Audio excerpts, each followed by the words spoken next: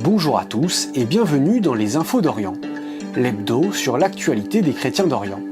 Cette semaine, on vous emmène dans le Haut-Karabakh, au Liban et en Irak. Ce mardi, un camion humanitaire transportant 15 tonnes de nourriture a pu pénétrer dans le Haut-Karabakh. Ce camion, envoyé par la Croix-Rouge russe, est le premier ravitaillement pour la région autonome depuis le 15 juin. Avec le blocage du corridor de la Chine, les 120 000 habitants du Haut-Karabakh sont assiégés par l'Azerbaïdjan depuis plus de 9 mois. Ils sont au bord de la crise humanitaire.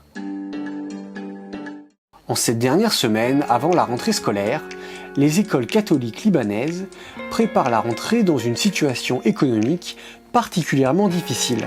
Lors du 29e colloque du secrétariat général des écoles catholiques du Liban, Monseigneur Pascal Golnisch, directeur général de l'Œuvre d'Orient, a apporté son soutien au secteur éducatif du pays. Il faut qu'un jeune puisse percevoir qu'au Liban, il a sa vie à mener. Le Liban a un avenir. Le Liban a un avenir. Le Liban a un avenir. Cette semaine, la ville de Karakoche a accueilli le synode des évêques syriaques catholiques. Cette réunion des évêques syriaques catholiques du monde entier est la première dans la plaine de Ninive depuis sa libération de la domination de Daesh il y a 6 ans. Depuis le 3 septembre s'est ouvert à Rome le synode de l'église gréco-catholique d'Ukraine.